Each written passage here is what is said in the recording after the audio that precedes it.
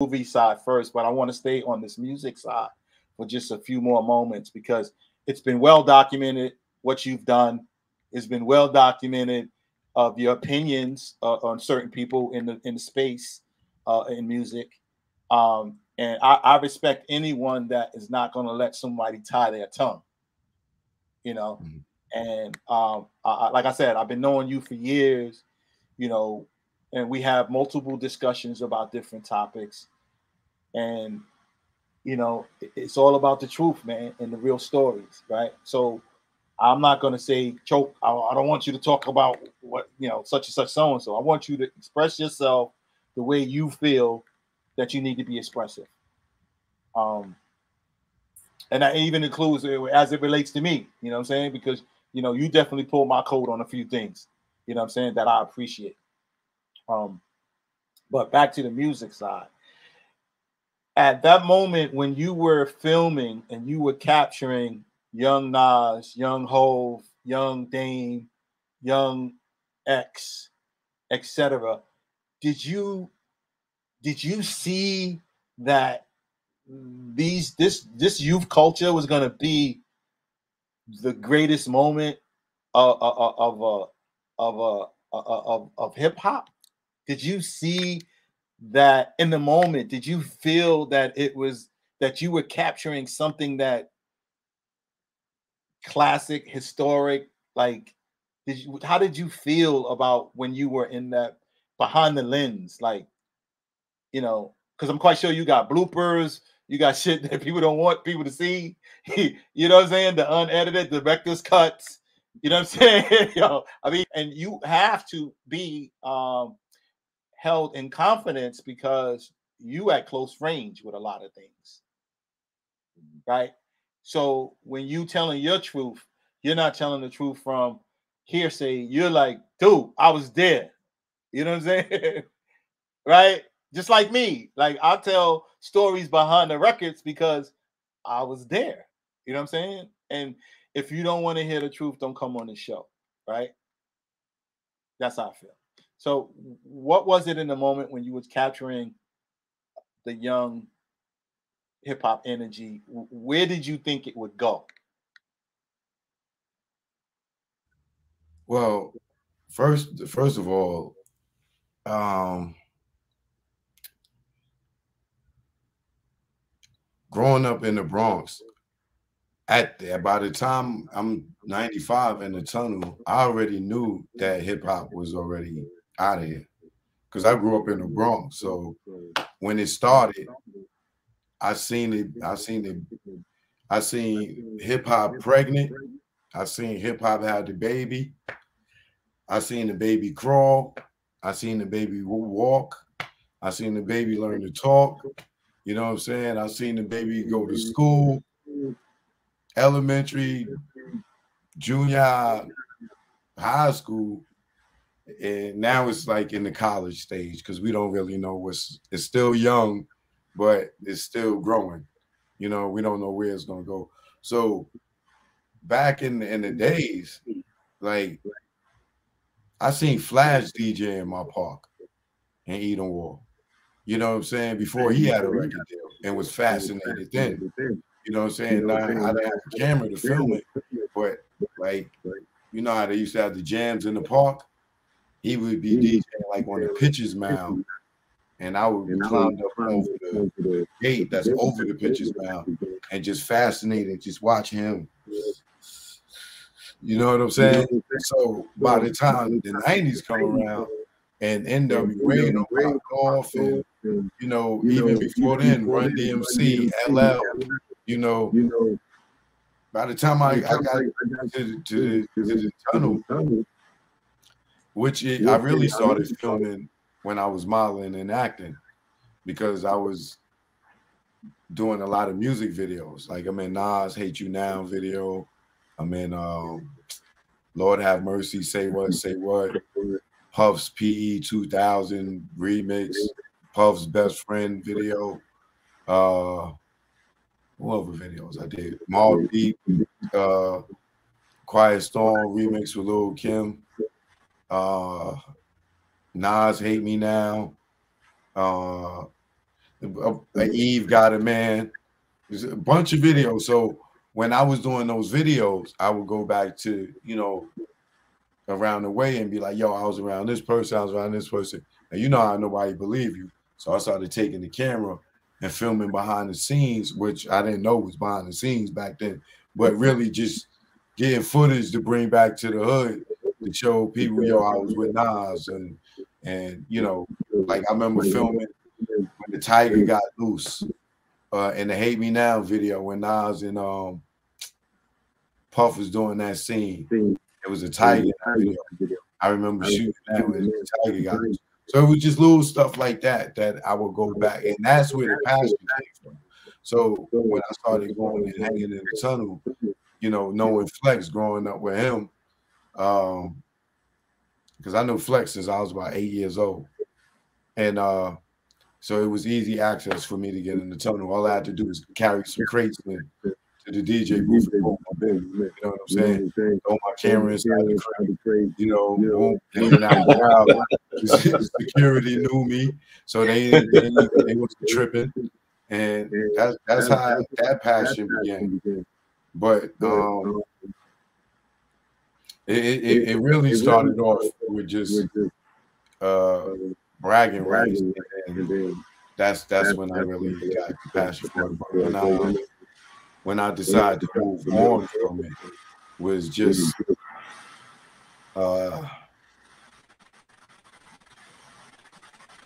well, more the question was I going to see, did I foresee it being big? Yeah, because like I said, at the beginning of hip hop, I seen it all the way through. Of Shy Rock and them used to be in my projects, Funky 4+1. Oh, I've seen it all. I did every element of it. I did the break dancing, I did the graffiti, I did rapping way back then, you know, in the 80s. I tried DJing, you know, every first record I think I DJ was either Good Times. Doom, doom. Who made that song? Was that Lashik? Yes. Yeah, I think it's Lashik. Lashik, but Now Rodgers. Songs like that. Now Rodgers. Songs like that freak out because they had like these certain drops in these songs that was easy to catch and stuff. So what you call it? What's that? Shannon, let the music play. Let the music play. Yep. Yeah, like these are the songs that I learned how to DJ with. You know, so every element of hip hop, I've done it. You know what I'm saying? And I've done it good, but you know, everybody can't do everything. You know what I'm saying? So you got to pick and choose what you're gonna do. But the camera became my passion, and I knew from watching Ralph McDaniels, New York High Tracks, you know, stuff like that, that content was valuable. You know what I'm saying? And I just knew this to take it to another level. Because, you know, Ralph, he would always just sit on the side of the stage. Most of his shots was him being on the stage from the side. I got so advanced that I was doing like 5 angles at one time. You wow.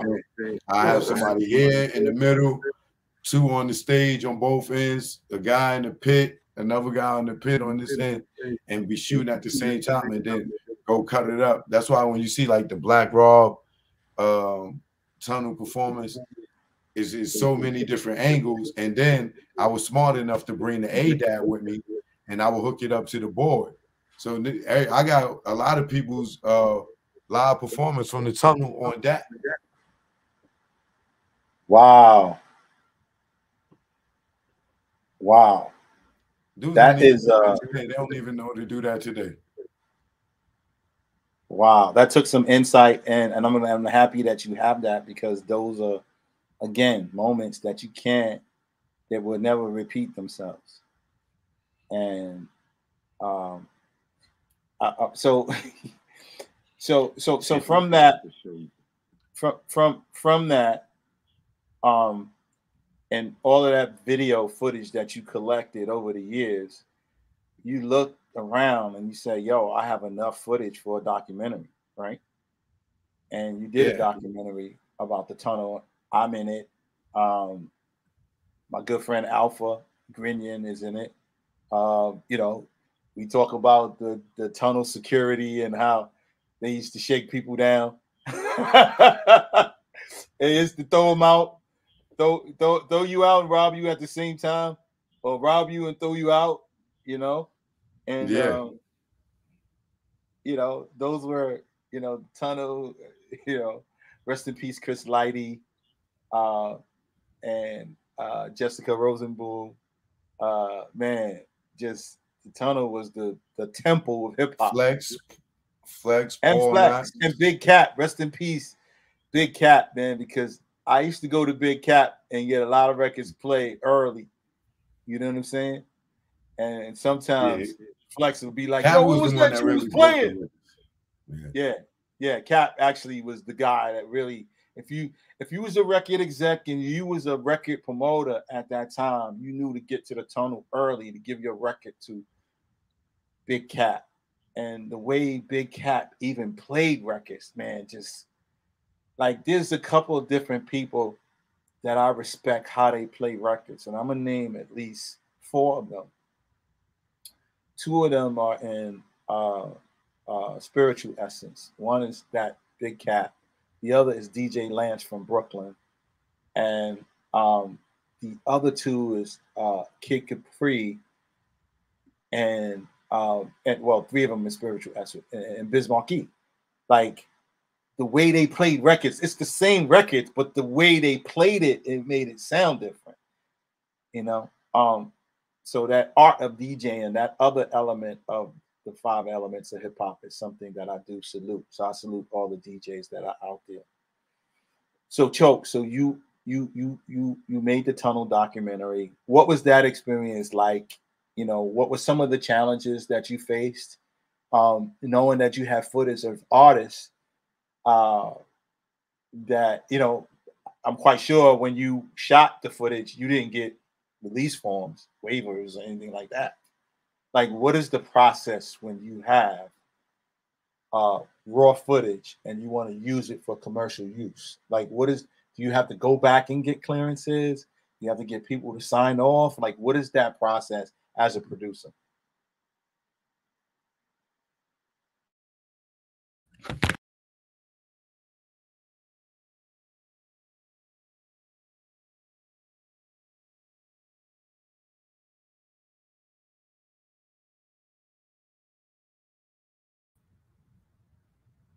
All right. All right, cool. So with the process,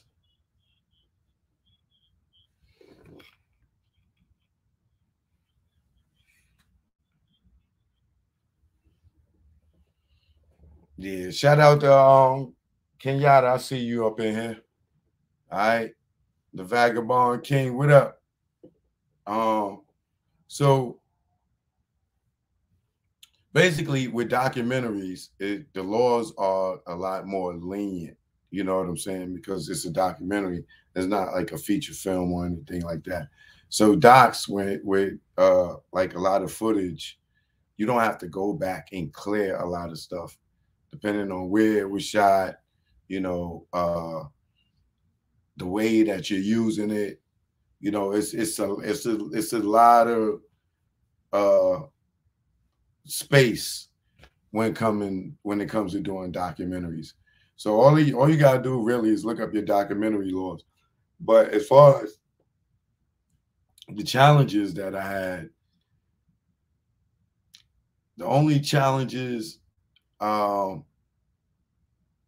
I really had was people telling people not to get involved in the project. You know what I'm saying? And I don't want to really go back down that road and name those people. You know what I'm saying? I'm pretty much sure you know who they are. You know, but the challenges um only made me stronger. It only made me push further. You know what I'm saying? Because I went from the challenges of trying to get a deal, you know, to get it done, you know, And then I went through the challenges of trying to explain what the tunnel was and why this thing was so significant to hip hop, which is like beating a dead horse when it comes to people that aren't from our culture or aren't from New York or just don't get hip hop, period. So trying to explain the tunnel to them, you know, a place which was like the nucleus of New York hip hop because it birthed so many people's careers, they just ain't get it. So I had that challenge. And then I had the challenge of when I was doing my release parties of people hating, calling around. I had signed contract with Stage 48. They still want to open the doors for me after I did the contract with them and everything because of the hate. But the challenges, like I said, only made me stronger because I kept going. I said, forget a deal. I did it independent. I shot it myself, you know, and I produced it, directed it, wrote it, edited it all myself. And I went and got the artwork and everything done. And I put it out and I dropped it on iTunes after getting the aggregator, which went bankrupt. So I lost a whole bunch of money with that because I never got like 4/4 or more of my sales when they sold the most because this aggregator went bankrupt. And but it still went #1 on iTunes, on the movie, documentary, and independent charts. So as much as people tried to hate on me or didn't want to be a part of it, I still had real people like you, Tech from Smith and Wesson, Kid Capri, even they even tried to get Cap not to do it. But Cap, he saw all the sucker stuff that they was doing and how they was trying to block me. And he was like, yo, Choke, you know what? I'm going to do it. And right after he did it, as soon as I was doing a release party, he passed away. Wow. Wow. Wow. Wow. So where is it now? So that you brought up an interesting point about doing a deal with an aggregator and then the aggregator filing chapter 13 or chapter 11 and now there's no payout for you, right? So is it still but it's still on iTunes, right? No, it's nowhere. So can you repackage it and re-release it? Okay. Yeah, I mean, it's still done. Like I could put it out right now. Right now, I sell it independently on my website, chokenojokeproductions.com. So if anybody want to get it, you just go on my website and buy it from there. But the reason I pulled it from iTunes and Google Play, the other spot, which was, and it's a 5-star film, you know, with great reviews and everything, is just that for me, if I was going to keep it up there, even though for the look, you know what I'm saying, I wasn't going to get no money. So I got my release from the aggregator, and then, you know, I had them release it and release my film back to me, you know, so this way, when I go to license it to someone else, I don't have to worry about them saying, oh, this belongs to this person or that person, because I still own the film 100%. The aggregator, it was just, I paid them to get it on these platforms, but I maintain my ownership. I rather do it that way than to take money from somebody and then do a partnership with them like that. And then, you know, they controlling my money or getting a percentage of it when I could just pay to get on the platform and maintain it 100%, because the 1,500 I may have paid them, I made the 10 times over, 100 times over. You know what I'm saying? So it's better to maintain your independence and ownership than to do deals with people if you don't have to. Shout out to D Nice in the building. D Nice, what up, my brother? We look forward to seeing you in Carnegie Hall on the 4th of August. Uh, uh, tremendous trajectory in your career, my brother. And we salute you and appreciate everything that you do. So, Choke, so let me ask you this. Yes, indeed. Yes, indeed. Yes, indeed. Um, what is the educational value in the tunnel documentary? Like, is there teachable moments in there that scholastically schools can like say, yo, look, this is how the street passion from created in the Bronx became a multi-billion-dollar industry, and these are some of the main characters that have been growing in this space. Is there like a curriculum that can be set from the documentary?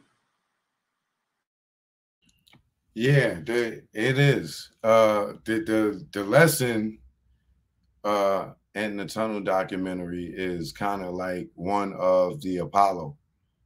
Um, this is the place that made people famous. You know, it made or break. It can make you or break you. It was no Sandman, but it was a bunch of people in the sand.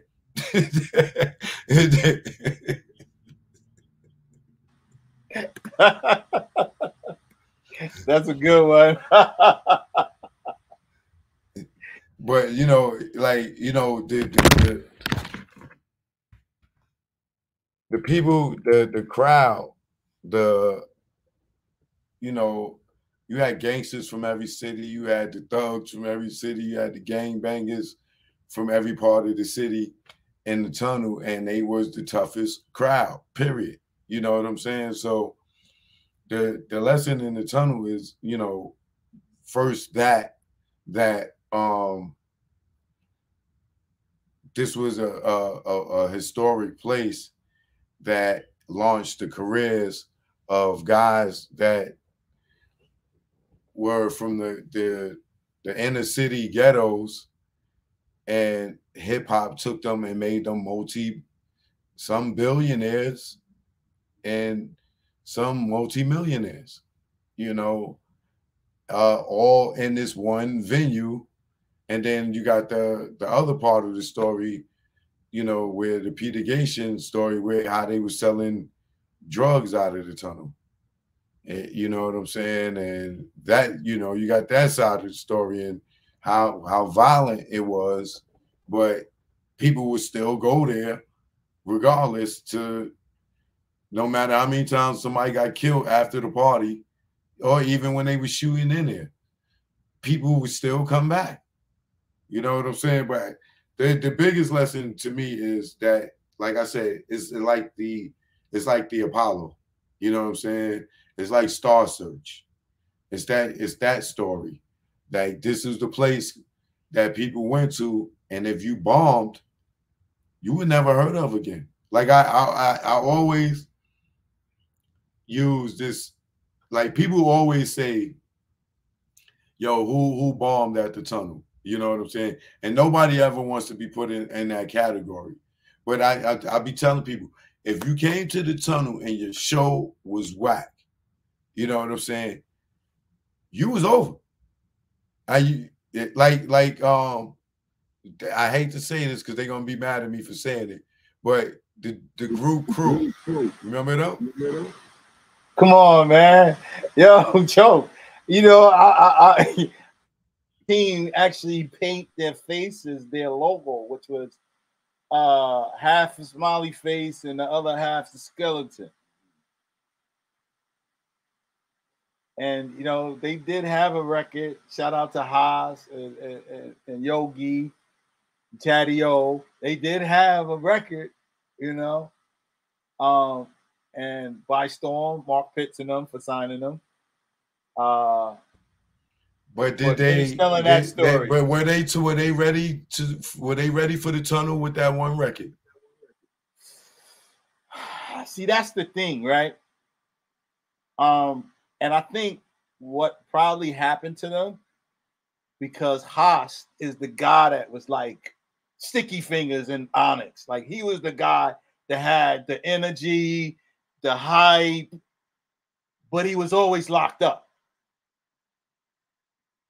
And I think that night that you're talking about, I don't think that he was present. You know what I mean? And the song had energy. The song was definitely ringing in the tri-state area. But when you go to the tunnel, people want to see and feel that live performance energy. And absence of Haas, they probably didn't deliver the energy that was expected of them.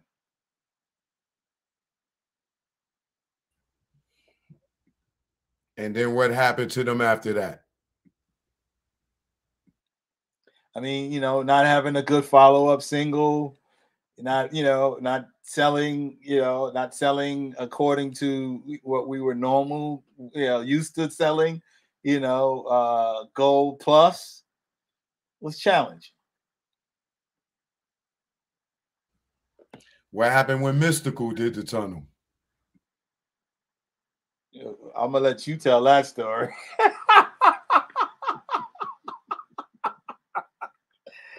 I'm gonna let you tell that one.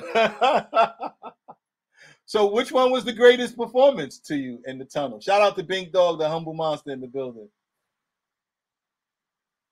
The best performance for me, it's a few. At the top is Dr. Dre and Snoop. That night was so goddamn crazy. I had 6 cameras in it, 5 or 6 cameras that night in there. That one, Jay-Z had a good night or two nights in there. Nas, Hate Me Now was out, was crazy. Mystical, Shake Your Ass. Mystical whole performance was crazy. Ja Rule with the Murderers. Who else? Oh, I forgot. DMX, definitely. DMX is probably like in the top 3. Definitely in the top 3 because he had everybody that night with him. Redman performed. Who else performed? Onyx performed. Cameron performed. Damn, who else performed? Yeah, DMX that's definitely a top one. But those are good. Those are like the memoir, Mace, Bad Boy, 24 Hours to Live. Oh, The Locks. Yeah, The Locks. It's way too many. Like, but the Dre, J, Nas, DMX, best of all time. So we all know, but the audience don't know that the tunnel bathroom was unisex. And you're in a hip hop environment with a unisex bathroom. What do you think is gonna go down? Were your cameras off limit to the bathrooms? Hell no, I wasn't off limits to nothing.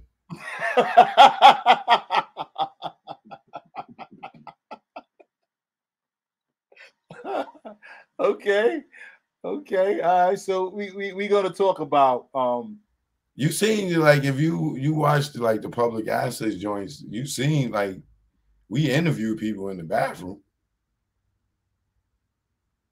You ever got sex in the bathroom in the tunnel? You ever been to the fur room in the tunnel? I asked you, did you ever have sex in the bathroom in the tunnel? I've never, personally, myself, never. I've seen it happen, but I personally didn't. Not the bathroom. Yeah, I've been in the fur room. I got footage in the fur room too. Fur room was very interesting. But yo, I want to switch gears really quick, man.